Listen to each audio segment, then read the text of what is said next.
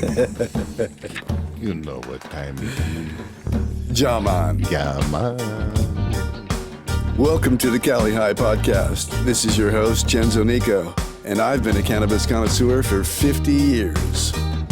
On the Cali High podcast, we will talk all things cannabis as they relate to California and beyond, from the history of buds in the state to the laws that now govern its use, to notable personalities in cannabis and how they shape the industry in California and the world, to growing personally and professionally, indoor and outdoors, from flowers to concentrates, edibles to topical cannabis creams, and the people behind the scenes.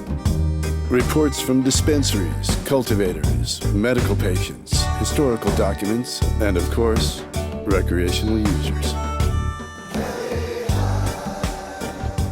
Hi, this is Genzo Nico. Welcome to Cali High's 5th episode. I'm here with Joe, the sound guy. Hi, I'm Joe, the sound guy, and I'm also a recreational user. Me too. This week we have an awesome show. We travel up the California coast all the way to Santa Cruz, Surf City, and we interview the people at Santa Cruz Canna Farms. And you left without me. Anyway, you did the show and Nadine did sound. Nadine was the sound girl in training. Exactly. She was great. She did a good job. Good job, Nadine. Yep. You qualified for did. the next round. She was amazing for every bit of the recording. So what happened? Well, we drove into the hills by the beach, and on top of one hill, the farm is in an 80,000 square foot greenhouse made of glass, which lets in 80% of the sunlight, maybe 90%. Who is it you went there to see? Santa Cruz Canna Farms. With their names? Oh, we saw Steve and Jules and Daniel. We didn't see Daniel's dad, who is the master grower, but we're going to meet him next time we go up. Okay. So anyway, they have this giant greenhouse, 2 acres basically inside. Wow. And it used to be a rose farm. Well, that's cool. It's Yes. like a turnkey situation. You walk in and it's like made for growing. Owned by the Kitayama family, a Japanese-American family that had the misfortune of being interned in World War II. And when they got out, the family bought 250 acres on the rolling sand dunes of Santa Cruz.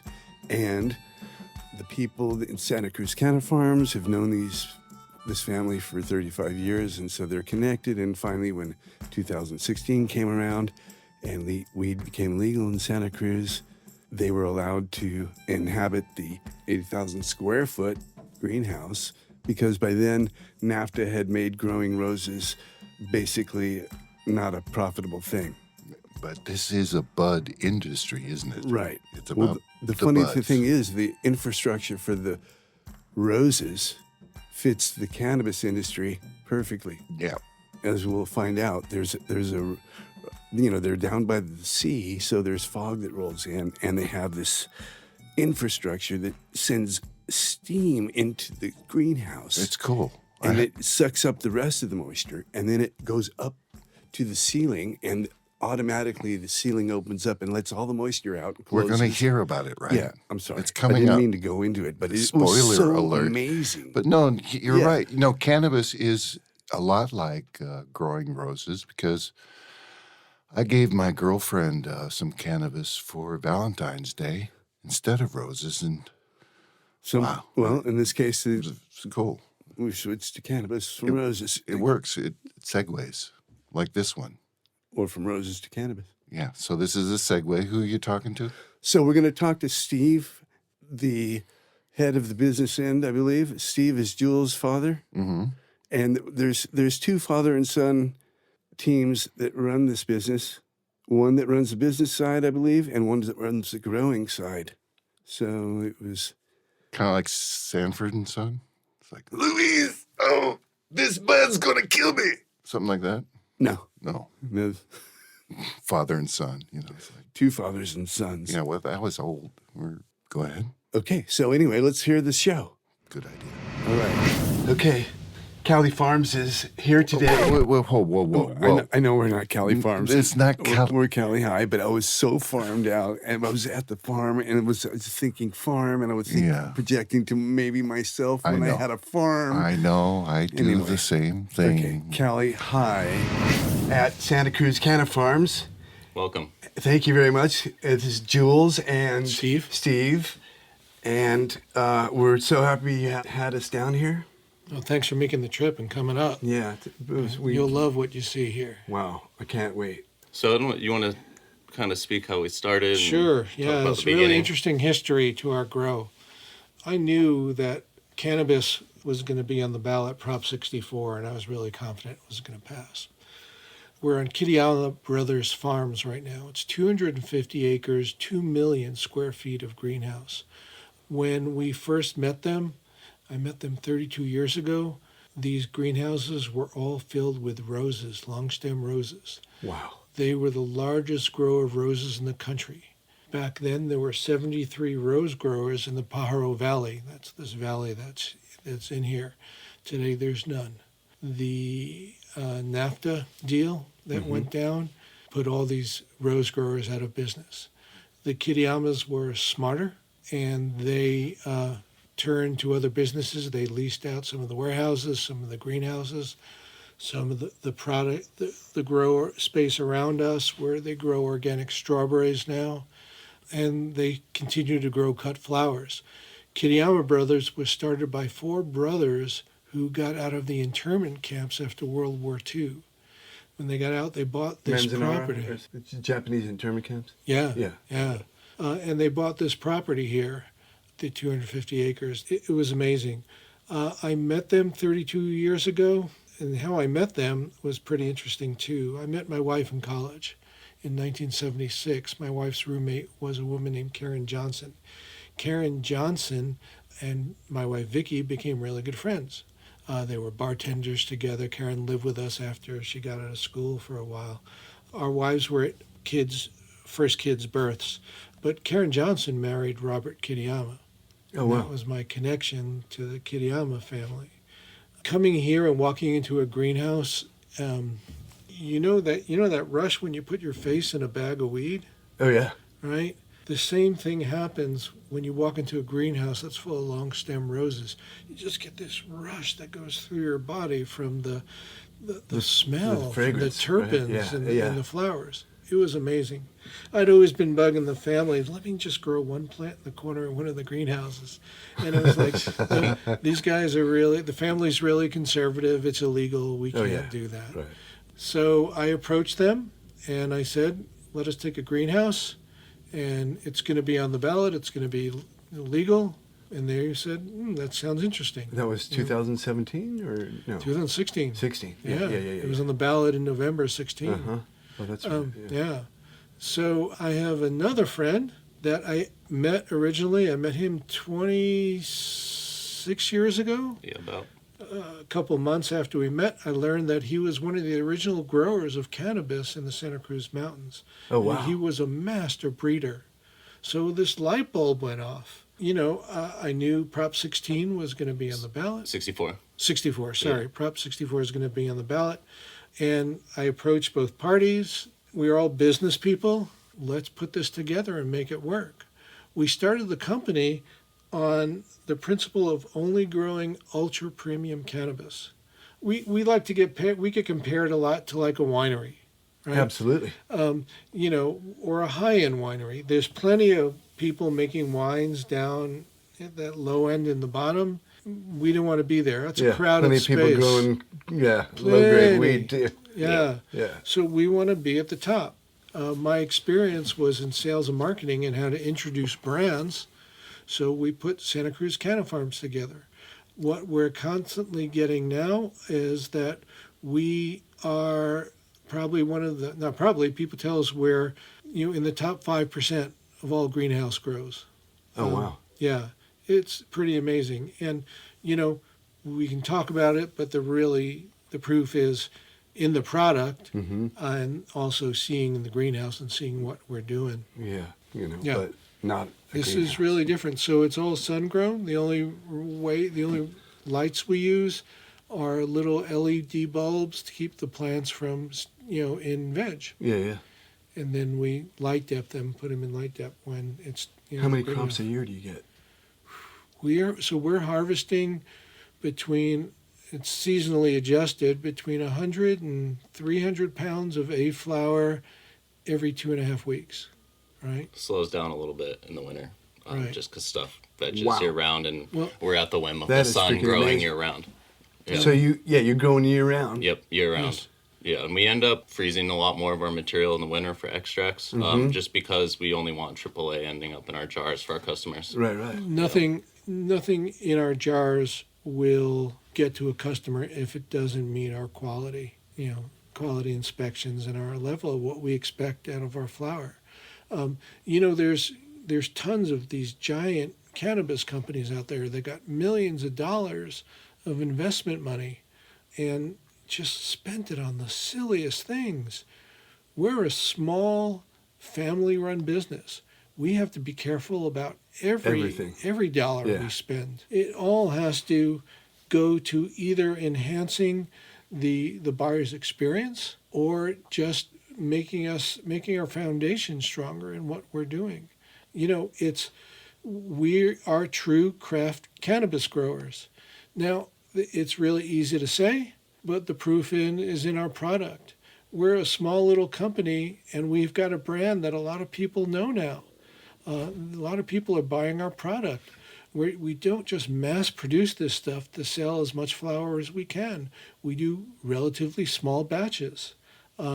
Again, really important for maintaining that quality of what you we build do. yourself a name and a place Yes. in the industry. Yeah, but again, doing it smartly. Yeah. Being intelligent about what we do. And Well, I Daniel, can't wait to smoke some. Yeah, Oh, yeah, most definitely. Yeah, and we grow, with minimal input into the soil. There's too many people that are overfeeding and under nurturing their plants, Yeah. whereas we come from a completely opposite perspective. We're very minimal input into the soil, supplemental light just for veg. Our custom blended soil gets us through the vegetative state, and then we do one top dressing when we flip to flower, and that gets us through all the way till harvest. So we feed them once. Yeah. So you're not using yeah. giant bottles of No, with not at all. cartoon labels Yeah, on Yeah. it. yeah, Big No. Bud and No. Yeah. In fact, we switched from using, originally when we started, we tried using cannabis feeds and stuff like that. And we switched to just using organic supplements and nutrients that organic farmers, vegetable farmers use. Yeah. And regular stuff. I think And that's a the much plants- smarter way to go. The plants exploded. Yeah. They were like, wow, and they just got really big and fat nugs. It was There's no turning really back cool. after that. Yeah. So we're totally organic. That's, to me, the only way you really should be, Absolutely. and we just love what we're doing. We are about a quarter mile from the beach, which you'll be able to see the water from the greenhouse. It's an amazing place. Oh, it seems amazing. And just for driving in here, it was like some experience that was semi-godlike. Seriously. I was like, oh, Yeah. wow, where are we? And while it can be a challenge growing so close to the water because the humidity is so high, we have it controlled, and the plants actually really love that salty, mineral-rich air. They soak that in and run with it. And we think it's definitely one of the reasons our product is so superior, is it's truly ocean-grown cannabis. Yeah, and when you go up through the greenhouse, you'll see, people told us, our peers, competitors told us, why are you trying to grow cannabis in a greenhouse that's right on the water?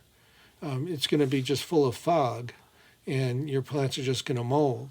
And we have a really great way of taking care of humidity in there. That Jules will show you. Dehumidifiers, fans, stuff Yep. like that. So we actually use radiant steam heat. There's pipes going through the ceilings of all the greenhouses, and they're connected to sensors. So when the sensors sense that the humidity is getting too high, the steam pipes turn on and pulls that humidity up because the heat's up top. And then when the sensors sense that the humidity is up top, the automatic vents will burp out the humidity and then close. And that happens periodically when it needs to happen. Brilliant. Yeah. It's great. It works. Amazingly But all brilliant. that was in place for growing roses. I Wow. mean, they had the Yeah, we same. didn't build it up. They had the same issue for roses, Right, right? Roses would get mold, would get botrytis, just like anything else. You know. Yeah, we have the outdoor grower we interviewed. You know, he has to use dehumidifiers out there in his little hoop house and fans, and he says he has to harvest sometimes early because it starts getting foggy and, you know, everything starts to rot. Yep. Yeah. Yeah, at the whim of the... So, yeah, we're incredibly lucky to have these. They're glass greenhouses compared to the polycarb ones you usually see. Polycarb, you're going to get anywhere from 30 to 40% light penetration, whereas we're getting 90% light penetration through our glass. And Glass is better. yeah. Oh, yeah. Oh, glass is way better. Yeah, we're lucky to have the glass. We're really fortunate for that. Yeah, we Wow. keep our glass clean too. How many strains are you guys growing? Right now we're growing, and they're rotated, but and adjusted seasonally because certain strains grow better different types a year. Right. But we have about 6 strains right now that we're rotating through. We've tried through our R&D process. We've tried over 40 strains here. The amazing thing we've learned really early growing here is that certain strains, while it grows great 2 miles from here, doesn't like this environment, and vice versa. So we tried different strains, and you look for everything from, you know, to its yields, to mold resistance, to color, to its terpenes, and we put all that together and grow stuff that's going to be good for our buyers. It's not uncommon. It's really similar to people that grow strawberries. Same kind of thing. You know, they grow strawberries around here, and we're surrounded by organic strawberry fields. They grow strawberries that do the same thing. How do they look? How do they ship? How do they smell? You know, how long do they last? All of those things. Yeah, I almost wanted to pull off the road and start picking a few. Yeah, right. So something really interesting that happens up here. You know, when you go to a music festival and there's multiple stages, and you walk between the 2 stages, right? You kind of hear both stages at the same time, and it doesn't sound really good, but you get that effect. Well, in the summertime, when all the strawberries are going off and the cannabis is blowing up, you walk away from the greenhouse towards the strawberries, and there's some place in the middle Where you you'll smell both. smell both. Yeah. It's pretty magical. It's really cool. Oh, I bet. Yeah. Yeah, it's pretty amazing. Did I forget anything? That's generally pretty good. I mean, I'm excited to show you guys Yeah, around. let's go out and check it out. Definitely. Wow. And it's all sand. Yeah, these are all just sand dunes. How is the soil? These people. So, I think it's pretty good. I mean, they grow some of the best organic strawberries. So, Lakeside is the big strawberry farmer here. We never tried growing directly. We always got potting soil custom blended for us, and you went with that in pots. Yeah. Did the strawberries grow in the soil? Yeah. Oh yeah. I'm sure they've added something over the years, right? Fertilizer to their... Yeah, fertilizer, cover crops, all the good stuff. Is this an 80,000 square foot space? Oh my God, bro. Oh, it smells so good in here. I love bringing people in here for the first time just because we do get somewhat desensitized walking in here every day. But, you know, I love to live vicariously through you, and all the stoke is real, you know. Yeah, it's definitely real, it's bro. Awesome. So we grow in 45-gallon pots and 10-gallon pots. Our first year we went full season, so kind of like outdoor. We all came from growing outdoor, and we're doing greenhouse for the first time. We're like, let's do full season. It's what we know. We had these 45-gallon pots spread throughout the whole greenhouse. We quickly realized that doing light deprivation is going to be the technique that we'll succeed with here. So we moved the 45s into each corner. We have this corner and that corner down here, and then we have 10s everywhere else with our nursery right here. This is the corner here? This is one corner, and then we have another corner down there. It's a which you'll big see. corner. And we have, well, it's kind of like corner here, corner there. We have every process growing at every time. So we have cuttings that we're taking fresh. Smells lovely. This is the strawberry bananas. Yeah. Smells lovely. And they're a little bit smaller. You know, this is in the middle of the winter. We've had a pretty amazing winter though for cannabis. We need the rain for California, but the plants are happy. They love the sun. Yeah. So when it rains, you provide your own water. You don't. Yeah. Yeah. Yeah, we have And do you- multiple. We have well water, and there's a big rain reclamation tank too that And- they use. Do you do reverse osmosis? No, No? it's just filtered. Yeah, we test it filtered, frequently. so it's not not high in. Yeah, Yeah, we use too much water to really do RO just because we'd be wasting so much water because it's like 3 to 1 that you get out of the water when you're doing RO.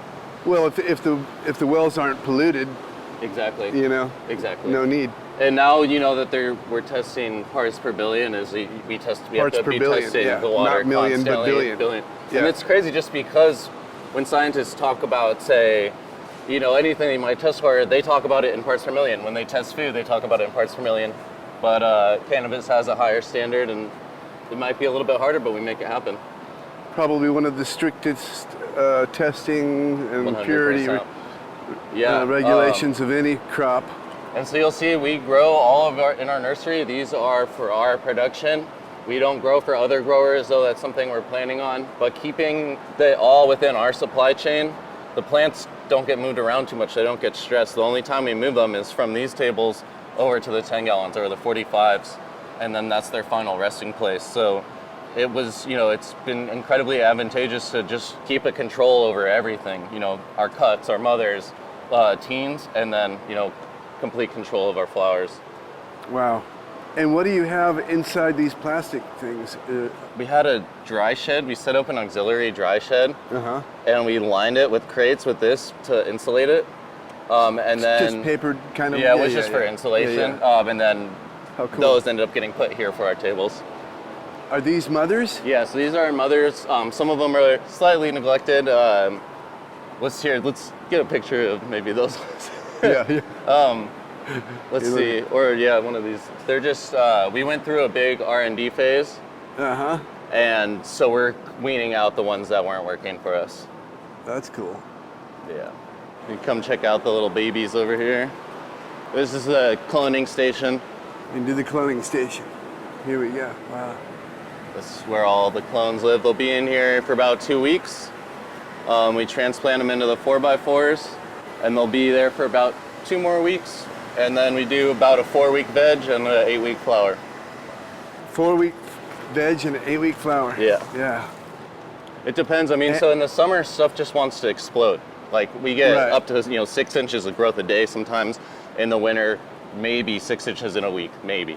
That is fantastic. We live and die by the sun. Well, it seems like even on an overcast day, you get sun. Oh yeah. Well, and we're so fortunate to have the glass. Like I said, I mean, the light penetration, especially when there's low light like this, it magnifies the little bit of light that's there. Yeah, and you've got some supplemental lighting here. Yeah, and this is just to keep them in veg, 24 hours. Right. And you'll see, so any of the rooms that have lights on, they're in veg. We turn the lights off when we flip the flower. So anything that doesn't have lights on is in a flowering phase. Anything that does have lights is still vegging. Wow. But yeah, here, How many people work on this? out. We have about 20 employees total as far as cultivators. Ebbs and flows, and slows down in the winter, but in summer when we're popping about 14 full time. Yeah. So we're at springtime right now, basically, almost. So we're gearing up. We're getting some grows turned. But this is, we're really stoked with this flower. Oh my God, what is this? This is something we're calling lemon zest. Oh my God, what is that? Wow. Lemon tree. Are you familiar with the lemon tree strain that's grown in Santa Cruz? I've had, no. So lemon tree is a super lemony cut that is grown in Santa Cruz. We're close with those guys. And we have one of the original lemon tree cuts that we bred with sour tangy to give this incredibly citrusy terpene profile that we love a lot. That's cool. So these are about a week away from harvest. Are they? Let's go. Yeah, we'll go through. Yeah, I and check remember some your other post. It cultivars said out. a few weeks away, and I was like, "Oh, we're coming at the right time." Yeah. Oh yeah. Do you ever run through here naked trying to collect hash on your body? Right. I love it. Wow. But yeah, all premium. Like Steve said, we made a decision to only grow premium, no mids. This is the same lemon? This is the same one, yeah. Yeah. That's a good decision. I mean, what the hell, bro? This is all mandarin cookies. So similar cookie structure, but super frosty, super purpley. Yeah, the leaves are fairly purple. I love and this, for whatever reason, this bed got a little bit more purple. But the smell of these two together, getting the orange cookies with the lemon zest together. These are I orange love cookies? the blend. This is orange cookies. This is that lemon zest we were talking Oh, the about. lemon zest. Yeah. Yeah. This reminds me of the plants in Lebanon. Remember, look at the top of this. See how no, maybe? I don't know. And they're getting we call it like lamb's ear or the tacoing. Uh-huh. So you know it's, very potent and premium when you get this trichome production all the way out to the tips All the of way the out to leaves. the tips of that the it's leaves. making the leaves curl inward. Wow. Yeah. This is a beautiful bed right here too. Some pretty stuff. Very beautiful. Yeah, for the middle of the winter, it's not too bad, huh? No. Yeah. Here, Pretty let's stoked. get Yeah, let's stuff. do one. Nice. Oh my God. Fuck yeah. Yeah, and it takes a little bit more work, a little bit more nurture, but it's our passion. It's what we do best, and we wouldn't do it any other way. Uh-huh. It takes passion to do something right, Yep. and it's almost hard to keep it from being right if you have the passion. Yeah. This is amazing. Well, I'm ready to work here. Yeah. You're welcome anytime. Thank you.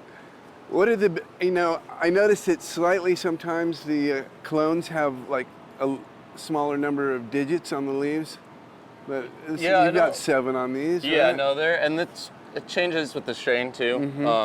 It's Yeah. just completely, Yeah, somewhat because dependent on I that. had like 11 fingers on one of mine, and, Wow, yeah, and yeah. 9. Totally. Yeah. But Yeah. that's with the big outdoor. And Yeah. So this is our strawberry bananas. This is our signature strain. It tests anywhere from 27 to 32% THC. Super incredibly rich strawberry banana smell. Oh my God. Smells like a It does smoothie. smell strawberry and banana. Yeah. Good naming. So this is the original strawberry banana was bred by I think it was a collaboration with Crockett and DNA, but it's bubblegum, the strawberry phenotype of bubblegum, and what's the other one? Well, these buds are interesting. They're just caked with little trichomes everywhere. So yes, the bubblegum, the strawberry phenotype of bubblegum crossed with Crockett's banana kush. So just really potent, powerful, really loves this environment. It's one of our most resistant strains, and it's a great yielder. That's excellent. So these are 20-gallon pots here? These are 10-gallon pots. 10-gallon. Yeah, and 45s over there. And so when do you decide to put them in 45? Or I guess these won't go in 45. No, These will no, stay this in is 10. final home. Yeah. We just kept the 45s because we had them. We like growing big plants. This is actually the smallest we've ever flipped this room. Usually they're up above the conduit, like trees, like massive. Right. Just because we're in the winter and stuff veges slower, they're a little bit smaller. But usually these are going to be like, sometimes even going past the pipes. And while we're on that topic, those are the steam pipes. Steam pipes. So we have a boiler that runs steam through these, brings that humidity up, vents open up and burps out the top.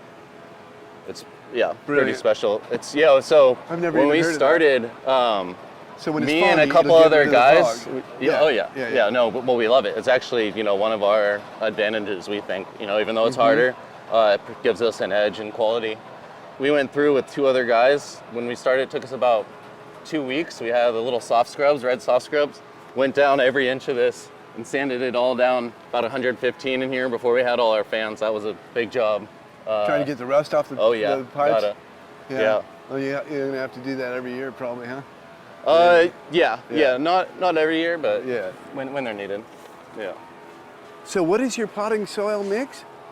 It's a proprietary blend. Secret Yeah. ingredient. Yeah. That's cool. And it's all organic. Yep, 100% Yeah. organic Amazing. and fully sun grown. We have a mixed light permit and we do use lights for vegetative, but our flower is purely sun. No supplemental lights for flower. Yeah. How cool. It smells so wonderful in here. Right? Oh my God. And what's over that way? So that's a room that's vegging. We can walk over that way. Okay. So yeah, we have Although flowers we are have so much- every cycle in our greenhouse. We have stuff. This is coming down in a week. So did we just look at 4 strains? 3. 3. The strawberry bananas, Strawberry the banana, lemon zest, and the lemon mandarin zest, cookies. And the mandarin cookie. How is the mandarin cookie? Good. It's really good. I'm not Really? a huge fan of orangey. I'm more like if I go citrus with cannabis, I'm more of a lemony guy. Yeah. But I do love, I love a good orange if it's high quality. Yeah. But I like it because with the cookies mixed in, it's got a little bit more of a punch. I definitely lean more towards more indica leaning strains that kind of. I noticed I you can have relax with. 2 plants per 45-gallon. Yep, 2 plants, they hedge out. Container. You know, you would think some people, you might think that they would compete, but they live synonymously together and, Yeah. you know, potentially help them out. Keep each other up. Yeah. Now, And- yep. if you get a storm, the wind doesn't affect this, does it? Nope. No. No. Yeah. Yeah, which is pretty awesome. Yeah. We'll get a little bit of water in here, a couple little leaks here and there, but we keep this place pretty warm, so don't have to worry about it too much. I mean, as you can see, there's no PM. It's hard to get rid of them because right? they spread Yeah. its spores. And Yeah. so we keep everything really clean and healthy, and they treat us good. Yeah. Well, sanitary conditions are best. The smell changes when we walk from Right? strain to It's strain. pretty incredible. Oh my God. This is more of that lemon zest. So frosty. Yeah, it looks like it's almost ready. A week? You say a Yep, week? yep. Yeah. Oh my God, that smells so good. I can't get over that. So you'll see this room, we just flipped a flower, so it's doing its final stretch. They'll stretch about 25% more when they go into flower, and then they'll kind of stop growing and start bulking out. But you could see a little bit starting, a little bit of hairs. Yeah. Yeah. Do you get any Hermes? Not so much. I mean, yeah, it's No. not really. Not Yeah. really. I mean, it happens, but it's not a big priority for us. And if we Yeah. see it and we get it Full out. branch. Yeah. Yeah. So right now they're flipping this room. They're taking all the old pots and pouring out the old soil. We have a big soil pile that we amend the soil and sometimes we use. Right now we're putting fresh soil into all these. So you recycle your soil? Yeah. Yeah. And then, It's along with our nets too. You'll see a lot of growers use fresh nets every single time. We couldn't do that. You know, we want to be as sustainable as possible, and so we'll Yeah, it's a lot recycle our nets plastic as long to, as we can. Yeah, we couldn't just be throwing away tons of plastic every time. It's, you know, one of our pillars, and we try to reuse as much as we can. do you pH your water? And Yeah, we check the water Yeah. when we need it. Yeah. We, but we're so lucky that we don't need to make major adjustments. from the well water? Yeah. Yeah. What is the pH of the well water? You have to ask Daniel. Okay. That, yeah, when we're talking to him. All Yeah. right. That's cool though. And these are all the same 3 strains, or they're No, different there'll strains? be different ones in here. It's hard to tell So- before they start flowering. Yeah, Steve said that at certain times of the year, some strains grow better than others. Exactly. Yeah. Like our strawberry bananas grows pretty great year round, whereas our bluesy girls is one of our proprietary strains that it just doesn't really bulk out and In the yield winter? in the winter. Yeah, Just yeah. really larvae. Great Yeah. fresh frozen material. And I'll show you over here. We have one of our freezers. Okay.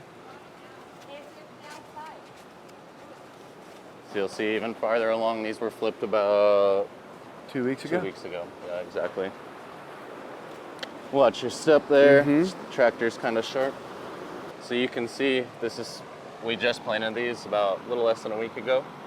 So just like that's when I'm saying corners. We have this corner and that corner. Oh, the 45. The 45. Yeah, yeah, I see what you're saying. Yeah. You're on the top of a little hill here, aren't you? Yep. Yeah, what a beautiful place to be. So I'll show you what our fresh frozen material looks like. Anything that's not AAA quality, we de-leaf and shuck all the material into kilo bags.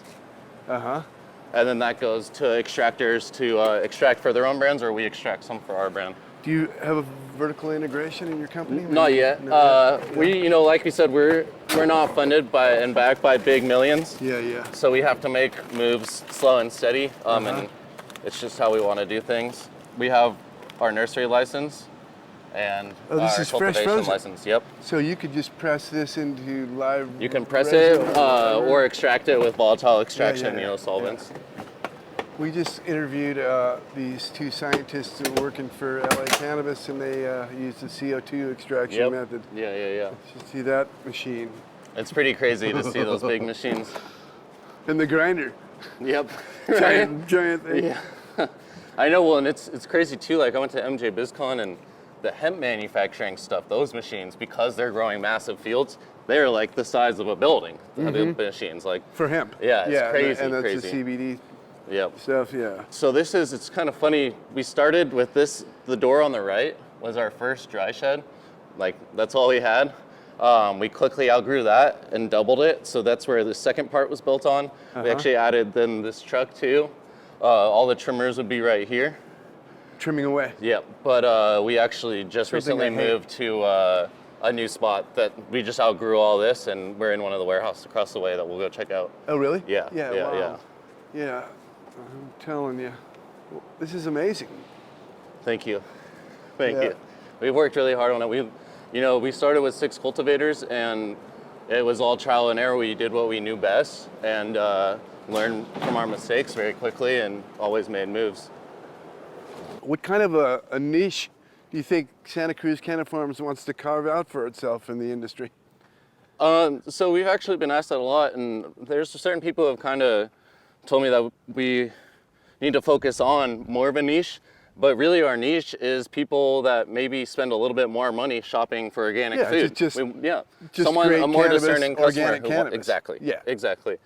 Someone's saying like, oh, you should put some guys playing golf on the Instagram, and I'm like, but I don't want to alienate the whole group of people because they see, golfers? Yeah, the product is our niche, people who want really great organic sun-grown cannabis. And oh my God, it smells, I can smell it out here. Yeah, and we're getting that offshore breeze, so the ocean's right over here. These are all organic strawberry fields that we're surrounded by. And I noticed that the air is amazing here compared to LA air. Oh yeah, definitely. Yeah, well, so the Monterey Bay is, very, very protected. Yeah. It's actually really cool. It has the deepest part of the whole ocean. Deep, yeah. So the deep water brings up nutrients from the bottom of the sea, and the sea life becomes enriched and fresh. And the calamari we just ate at Gilda's incredible. Fantastic. I love that spot. We're giving a plug to Gilda's. Hopefully gotta. The Stagnaro Fish Company will sponsor us. Yeah. No, the Stagnaros are a long-time Santa Cruz family. They've been in Santa Cruz forever. Really? Big Italian family. Yeah. Yeah. My last name's Nicoletti, so I can love it. Yeah. But you'll see there's Moss Landing right there. You can see the power plant, the stacks, and this is the whole Monterey Bay. And just fields stretching as far as the eye can see. Strawberries, it looks like. Yep, all strawberries. All organic strawberries. All the way to the ocean, practically. Yep, literally to the ocean. They literally go to the cliff ocean, there, and the then last cliff in the where you sand can thing. see over the crest right there is just a cliff down to the ocean. Wow. Yep. Do you surf? A little bit. I was a big. I like to body surf. I grew up doing junior guards. Oh, cool. Yeah. Not as much. I like just being in the ocean. Yeah. Going to the beach, relaxing. Yeah. It's beautiful. Totally. Have you been to Hawaii? Yeah. I love it. It's amazing there too. Right? Yeah, we used to go, when I was younger, we'd go to Kauai, but also spent a lot of time on the Big Island in Kona. And oh yeah. I can't believe we could smell that right here. Yep. Oh my God, Some it's just coming potent straight stuff. out that door and not like 100 yards away practically. Yeah. Very terpene rich. Very terpene rich, and it's such a wonderful smell. Yeah, we're testing anywhere between 3 and 4% terpenes on our flower, which is, more than twice the industry standard that we're seeing. Really? A lot of growers are happy if they're getting 1% terpenes. And yeah, we're regularly testing between 3 and 4. This is all soil that, we'll steam this and amend it and reuse it. Do you add vermiculite or perlite to your soil, or it comes in the blend. in the potting mix? Yeah, and that's how it's delivered on the pallets. Oh, how nice. Yeah, so they'll come in, they'll dump all the old pots, and they line up all the pots, fill them up, put them on the back of the tractor, bring them in, drop them. Where does the soil come from? Locally in Watsonville. Locally? Yeah. Best to have local soil. Exactly. And it's from a company that, makes soil and nutrients for organic farmers. Right. I don't want to get too close to the proprietary blend. Yeah. Spill any secrets here. So how many of these fans do you think you have? Like 100 or so in here? I'd say it's a pretty good estimate. Yeah, probably about it. Well, and that's on the ground. So if you'll look, we have the bigger ones. Some of these look like they would have been here for roses too. Yeah, so we'll see. I think we took down the bigger ones over here, but you'll see the original ones. They're actually still in use. Yeah, we put up these ones. These were all new. Yeah. Yeah, it's funny. I never really thought about counting the fans, but now you have me wanting to figure out how many fans we got here. Everywhere you go, there are fans. So yeah, here you go. The one in the center back there. That's one of the original I'm going to be your biggest fans. fan, let me tell you. Yeah, I love it. So these are to keep the veggie state, Yeah, right? Yeah. keep them in veg. You know, I just had a plant come up in January out of my compost pile. Yeah, I right. told you, I gave you a picture, right? Yeah. And then it turned male, and it's like, Really? Yeah. Because they're just stressed with the conditions. I guess. Yeah. I was thinking it was a seed from a Hermie branch of one of my plants. Oh, yeah, yeah. Because it went through the whole That ash makes sense. process, and then it came out, and Yeah. somehow it grew. Wow. But it's, anyway, I'm going to collect some pollen because I have no other plants around it right now. Yeah, nice. You know what I mean? Cool. So, see what happens. It smells good. And I remember there was a lady that lived up in Humboldt. She said the way to, pick your males was to get this best smelling male. Yep. And the hardiest one. You want Yeah, them the to be hardest strong, one. too. Yeah, well, this one is like 16 inches high with like a 3/4 inch stem. Awesome. Yeah. There you go. Yeah. Let's go check out the processing. Okay, excellent. I could just like camp out in here though. Right? Yeah, and when Daniel gets back, maybe we'll come up here and walk around some more up here. Oh, that would be cool. Yeah. Oh, awesome. He's actually just... He's here? Yeah. Cool. So Very what, cool. what happened after that? After that, we get to talk to Daniel, who was the master grower's son, and explains the strains and their genetics and some of their growing techniques. Gets a little bit more technical with us. And you were there, And I was there. and I wasn't. Sorry about that, bro. Oh, dude, the pictures are cool. So let's talk to Daniel. We talked about earlier, Daniel's dad was one of the original growers in Santa Cruz. He's been growing monsters in Santa Cruz since the early 70s. One of the first people to bring some Sinsemilla, really good product, and push it out of Santa Cruz. What were some of your dad's early strains? So he dealt with this dude, Jingles, who was actually getting a lot of Afghan Kush because he was a rug dealer, and so, he was getting some of the Afghani strains. The Colombian sounds super familiar, so I'm sure, like, my dad was definitely one of those guys who was hunting for the land races and stuff, but That's all there was back then. Exactly. So, well, one thing that he really started getting into growing was the Big Sur Holy Weed that he'd get from the monastery and stuff, and so, like, back in the day, they would have, like, the little pouches where pretty much had, like, the little ticket in, like, this basically a Ziploc bag, with, like, an ounce, and then, I forget what it said, like, on the little things, but I'm pretty sure he, like, got some seeds from those guys once, and then he started doing Big Sur Holy Weed because he loved it, and it just has like that crazy terpene profile that nobody's able to find these days. Yeah, So that was my first crop that I ever grew. Big Sur Holy Weed. Yeah, I Nice. grew it in Moraga Canyon. It's right in Bel Air in California, down in LA, and it turned out amazing. Yeah, it's a killer strain. Yeah. Super. Like what's the word for it? It's not very finicky. You know what I mean? It doesn't really have too many like mold issues and stuff like that if you grow it right. It's one of those things that just does great by the ocean and just chunks up so nicely. So that's like a lot of the stuff he was doing. He's when Jack Herrera started coming out, he's growing a lot of jacks, and he's just always been into crossing this and crossing that, and so now like his genetics are, he has his genetic trees, but most of the stuff he's doing now is stuff that he's either bred with, say like a Big Sur Holy Weed, or lately he's been doing a lot of like the Chombo, which is like a African land race, and he started doing a little bit more stuff lately with the What Panama country Red. does that come from? I'm not sure. So that was actually one of the newer land races we picked up, and it was like right around the time we started this project.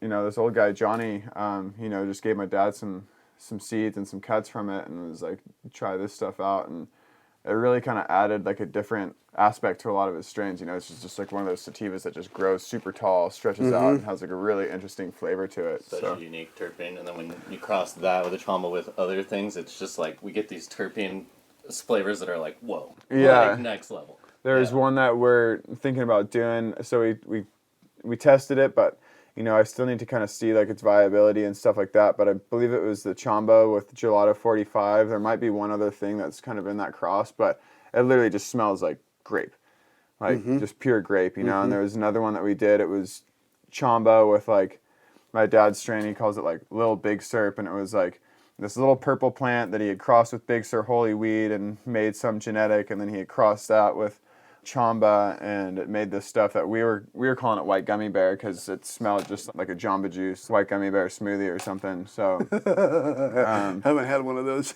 Yeah. but I can imagine. yeah, kind of like pineapple-y, but like Yeah. just kind of like a mix of fruit, you know, where it's like you can't necessarily like pinpoint one fruit, but you're like, this is like a bowl of fruit, you know. And yeah, we've definitely had a lot of fruity strains, but we're kind of moving towards like some more gassy stuff. So, you know, like right now we've got this Z banana out there, which is a cross between one of his strains, which is called Zephyr. Because back in my dad's heyday, he was hanging out with like a lot of like the Zephyr guys. So like Jay Adams was living in my dad's attic for a little while, you know. Surf So, guys. yeah, Yeah. so he was like skating and chilling with them, and obviously they were like smoking and growing weed and stuff. So, you know, a lot of his strains kind of like, you know, were named after that era of his life. And so he's got the strain Zephyr, and he crossed it with a Banana OG. So it kind of gives like his, you know, older genetics like that boost in THC, but still like preserving some of those like gassy, you know, interesting terpene profiles. Does he still have the pure Big Sur Holy Weed? I think he might have a few seeds of it, but, you know, I think the genetics might have been diluted a little bit, but Yeah. I think he might. It's That's like one of amazing. those ones where we're like gonna like really like, okay, let's make sure that we inbreed this right and actually like get some good seeds from it so we don't just lose it completely. Yeah, so many great strains have been lost over the years, but that is definitely an amazing one. That was like 40 years ago. Yeah. Yeah, my dad's been Something growing since he was like 12, I think. Uh-huh. Yeah. Yeah, and I've been a connoisseur since I was 13. Yeah. That's amazing. So, wow, what would you say is your dad's best strain? Or is there a best? It's hard to say. It really kind of depends on like what you Time of the appreciate year, in or- cannabis. yeah. You know, as far as like if you're looking for like a high THC or like a flavor profile. You know, lately there's this one that he's developed that I personally really like, but it's kind of on the lower THC end, and he calls it Bluesy Girls, and it's got like, you know, some purple Girl Scout cookie in it. There's like a blueberry strain in there somewhere, and then that Zephyr genetics I was telling you about crossed with this other strain called Dirty Girl. It's just like a whole mess of a bunch of stuff that he Yeah. put together, and just has like this really like sugary, fruity smell to it, but also it just has like a really nice medicinal effect. The bluesy? The Bluesy Girls. Bluesy Yeah. I Girls. love that stuff. Yeah, so like Did we see some of We that? didn't No, see we any didn't. of it. It's more of a summertime one for us. I see. Yeah. yeah, so we were growing a lot more of it last year, and you know, I'm not growing so much of it now because the market really is kind of demanding higher THC. So as much as I love to grow it and it yields well for us and has an amazing terp profile, like this year I'm going to try and stick to like some, you know, some just higher THC stuff. So like, you know, the strawberry banana, the Z banana, which I, you know, just mentioned a little bit ago. And then we have a really nice cut of SFVOG that I'm going to be running. But my dad also did a cross recently where he took the lemon tree, I think it's like their extract pheno, or like the pheno that they use mostly for extract, and he crossed that with a sour tangy. And it just has this like really strong like lemonade, like sweet lemon smell. So we're calling that one lemon zest. And Yeah, we saw the lemon Yeah, we saw. zest. Oh, that It's- smells it's looking amazing. incredible. yeah, Yeah. so that's like another one that I'm like really liking right now. But you know, there's been some strains like Electric Ladyland was one that he had way back in the day. That was like a favorite of mine. But like I'm not really seeing too much of that these days because you know we've been focusing on all these new genetics. Do you know where that came from originally? It's tough to say. My dad's pioneered so many different strains that, like, you know, I couldn't tell you the family tree of all of them. But that's the thing. I would love for you to meet my dad because if he were able to prepare all that, he could have like a family tree for each one and just be like, oh, this is where this comes from. This is where this comes from, and he could really like, Yeah, I'd love you to know, meet your dad. yeah, speak Yeah. intelligently about where his strains are coming from. But you know, a lot of it really is coming from land races, Big Sur Holy Weed. You know, I know there's some Jack in some of his strains. Any Mexican in there? That's You a good said question. Probably. Something about the Panama Red. Panama Red, so that's kind of a newer thing. So we got those seeds last year from Nick. So that's one of those ones that kind of just started getting into our you know, genetics list. So like some of his strains that he's been breeding for the last 30 years, you know, that doesn't necessarily appear in those because again, you know, it's kind of a newer strain for us, even though it is a land race. And it's not Mexican, but it's Panamanians. Close Yeah. enough. Yeah, it's Those down are all there. sativas down there. Yeah. Wow. And do you find that the market for sativa is expanding for the dispensaries that you sell to? We were just talking about that. It's funny you say that. It's been predominantly indica for a long time, but with a lot of these new consumers coming in that are looking for something more functional, something that they can have during the day, it is shifting a little bit. Yeah. Interesting. And do you do a profile as far as what percentage indica or sativa they are, or do you know, or is it hard to tell with so much inbreeding? Some of the stuff it's kind of hard to tell, and then there's other strains, where it's a little bit more, apparent and easier to kind of set that, like the strawberry bananas, I would say, for example, is, probably a little easier. And I personally couldn't tell you the exact numbers. I know we definitely, when we're growing out here, kind of lean more towards the indica side, just because most sativas take so long to finish out that for a production standpoint, we need everything to be finishing kind of on the same timeline. And so we can't really have like a 12-week strain out here, it's got to be kind of within that 7 to 9 week window. So unfortunately for us, it's like we don't grow a whole lot of sativas out here, but like when we're doing our crop at home, we'll do a bunch of them because we can kind of stretch out our our harvest process. We'll pull a couple down and then wait a couple weeks, pull 2 more plants down, whatever. And when we grew the Big Sur Holy Weed, it was ready in October. We had some Thai plants next to it that weren't ready till January. Yeah. Well, there's those ones that like really won't start to flower like late too. It's like they start to flower late and then they take a long time to finish out. So, there's definitely been like some crops that I've done with my dad that, we're pulling stuff down at Christmas time, and it's pretty sweet. Because at that point nobody else has weed, and it's like now you've got something to sit on. Yeah. Well, when your dads and I were young, weed would be kind of like drying up around summertime. Almost, unless you found somebody that really stashed it away and was responsible about, not bringing it out too soon. You were sifting through like seeds and stems to get it ready for totally. You know what I mean? I mean, even last year there was like a really crazy dry spell. I remember, people asking like right around this time of year from like about now until July, it just started getting crazy dry, and then like anything that like I would hear about would just get nabbed up like that, so and I'm thinking that something similar might happen this year, just because unfortunately with the whole Prop 64 it definitely pushed a lot of like mom and pop growers out, and I think that's one of the unfortunate things. That's a sad thing. Yeah, no, it's personally I wasn't happy about the way the laws were written. We're fortunate enough to have this opportunity to grow here. You guys are super lucky. Yeah, and so that's that's just why I have to look at it and be thankful for it. That's the case for us, but it really is a shame because we definitely know a lot of people who've been doing this forever and they just aren't anymore. And I think that's. Yeah, I mean that's a lot of strains that are no longer going existing. by the wayside because of that. Yeah, and like really experienced growers or really talented growers who just aren't doing what they're passionate about because they can't afford to or they can't legally do it, and it's a shame. Yeah, licensing costs big bucks these days, and a lot of hoops to jump through. So so it's like you almost need like a whole team like on your side. Yep. Anywhere from the building codes to safety. What do you think is one of the greatest benefits from growing weed personally?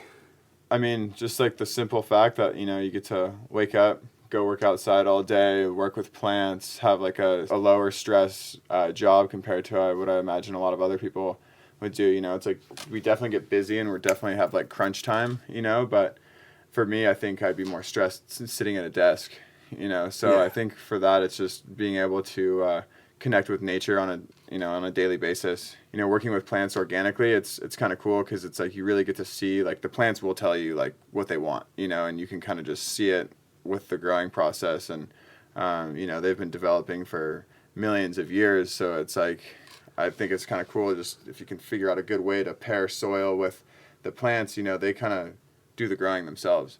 And it's just a really like fascinating thing to watch. Working with nature. Yeah.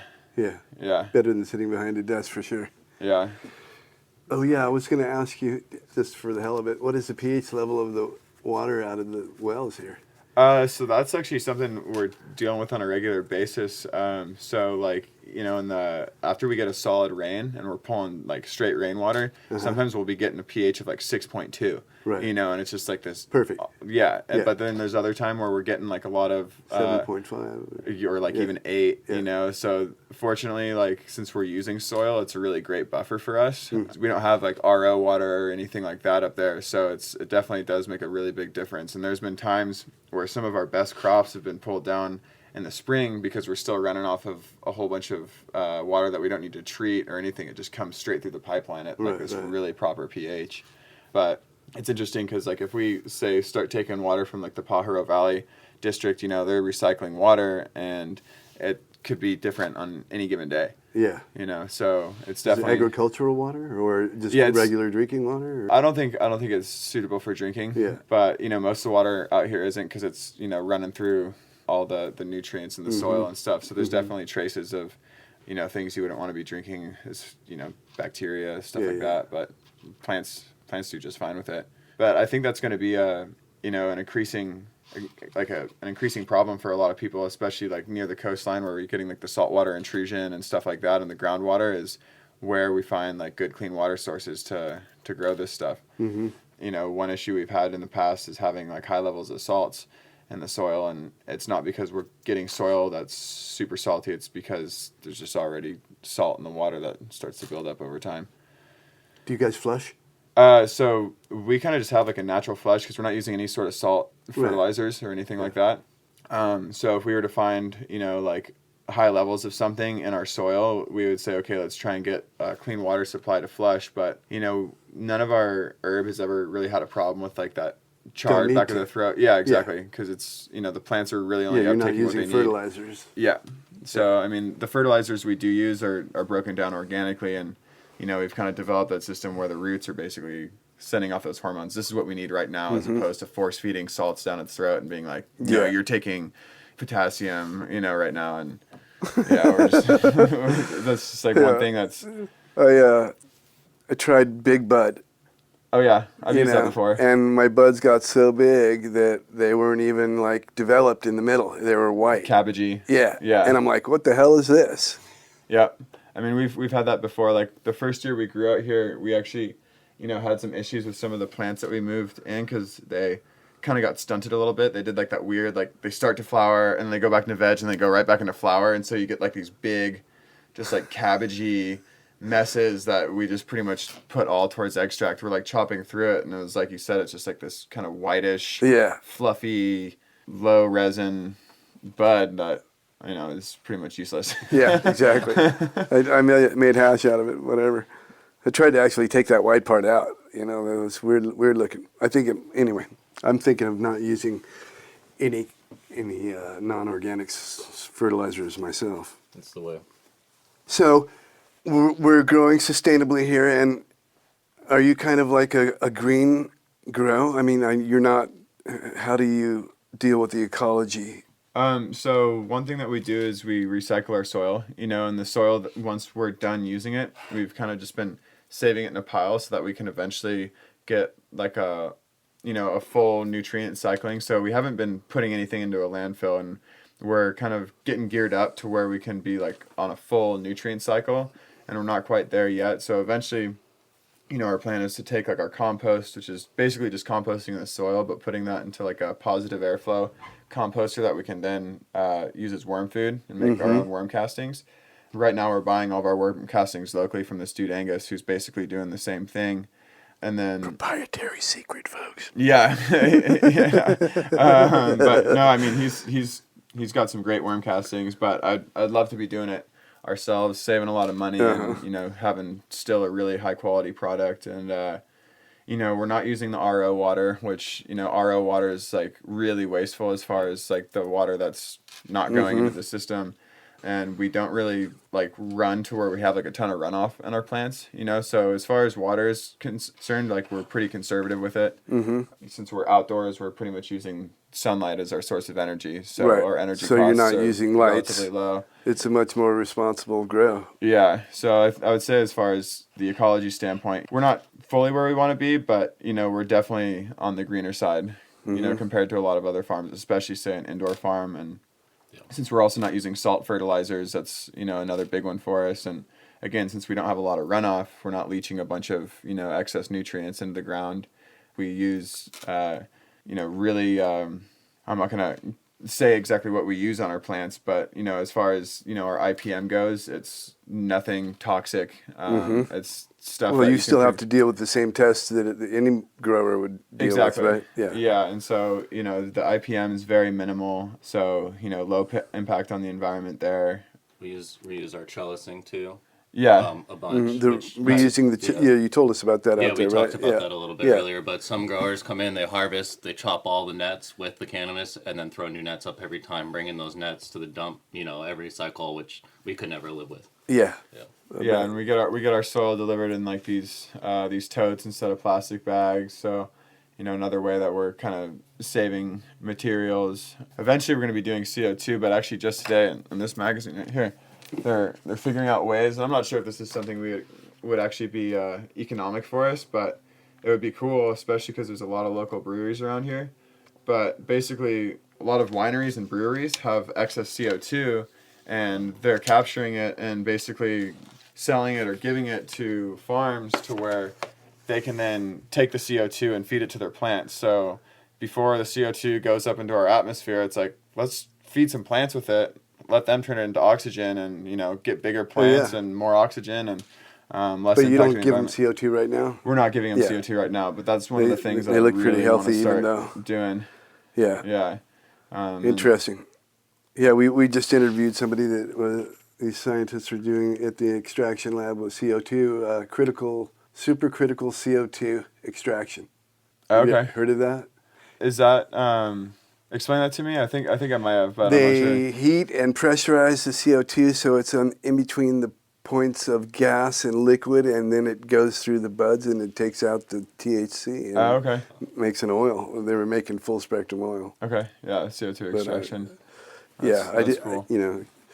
It just looked pretty cool because they were recycling their CO2 as well. Yeah, and then you're not using stuff like butane or isobutane or some neurotoxin. Yeah. So, your relationship with the community, how is that, and how does that look in the future? I think that's actually one of the biggest things we have going for us as far as a marketing standpoint. Obviously we have the name Santa Cruz Canna Farms. We're from Santa Cruz. My dad's been living here since he was 17 and has known a bunch of the growers and, a lot of the people who are pretty influential in this town. We're lucky enough to be on the Kitayama property, and they've been here for 75 years. So Steve, Jules' dad and the other business partner, he's had a company here for Compass Rose for over 30 years, something like that. Yeah. So everyone who plays a part in this company has, pretty deep roots in Santa Cruz. So I think street cred. Yeah, I mean, just to some degree, yeah. And then it's just also being able to, support each other. Like I said, we work with Angus, who's another local farmer, and we get nutrients from him. And he's, a big part of what we do here. And we really try and source things locally so we can be supporting businesses. And, there's businesses that support us. We're in a lot of local dispensaries, and, we still supply some of our stuff from the local grow stores, and if not the grow stores, we're getting soil or nutrients from somewhere local. So we're, again, it's economic, ecological, and then kind of supporting the people who are supporting us. We're slow and steady and wanting to put out the best, highest quality cannabis we can put out. That's excellent. And we made a commitment when we started to only grow premium. And we're stoked for when we can actually label it as organic, because right now we're growing with organic practices, and the closest certification you can get is EnviroCan, but that's still not necessarily recognized by any sort of government agency. Right. When are you going to have a little organic, round green sticker on there? Yeah, exactly. And so it's like, as far as food is concerned, we're growing it to, organic food standards. And so it will be cool when we can actually use the term premium organic, and right now we're using premium natural, but that doesn't really mean much. Well, the whole process sounds kind of rare for cannabis growers. Do you know other cannabis growers that are organic as well? I do, but it's more like small batch or like personal grows and stuff like that, and, most most people that I'm aware of that are in the industry, especially people who are doing indoor, are growing with salts. And I don't blame them. It's like when you grow with salts, your THC levels, are definitely higher. But one thing we found is that the terpene levels tend to be a little bit higher when you're growing organically. Mm-hmm. And that's one thing that we pride ourselves in is the flavor of our bud. It's, it's, if you need more THC, I say just smoke a little bit more bud. Yep. But yeah, the difference between 32 and 28 isn't that great. Yeah. But what the hell? People are looking for high percentages these days. Yeah, well, it's like if you're getting a nice bottle of wine, it's not nice because it's 100% alcohol. It's nice because the flavor's there. Yeah, and you get a great wine and the buzz is much clearer than some cheap wine. Totally. Yeah, or like any alcohol for that matter. It's like you drink a cheap bottle of tequila, you're not going to feel good the next morning, No. Wow. Hey, this has been great, and I want to thank you guys at Santa Cruz Canna Farms for having us down. Daniel, Jules. Yeah, it's a pleasure. Yeah. Yeah, anytime. And I'd really like to connect you with my dad sometime. And if you guys really want to dive into the strains and the genetics, I'm sure he'd be happy to fill you in and show you some cool stuff. I'm looking forward to that. Yeah, let's do an episode 2 this summer. Absolutely. We'll bring you back We'll when everything's popping off, and it's a good time to be around here. Excellent. Yeah. Well, Cali High is really fortunate to be able to be here today. Thank you. Thank you. Yeah. Awesome. Yeah, thanks for coming. That was an amazing trip to Santa Cruz Canna Farms. Yes, it was. I want to thank them very Even much though for I having wasn't us. there. Even though you weren't there, bro. But you know what? Even though you weren't there, you can live vicariously through the pictures on Facebook and Instagram at Cali High LA. And you can go to our website at calihighla.com. What if I don't have a computer? Use your phone, bro. What if I don't have rolling papers? Use a pipe. What if I don't have tinfoil? Use a pipe. Okay, tell them about the next episode real quick. The next episode, we're in Santa Cruz still, and we interview Bobby Ackerley, original member of the Brotherhood of Eternal Love.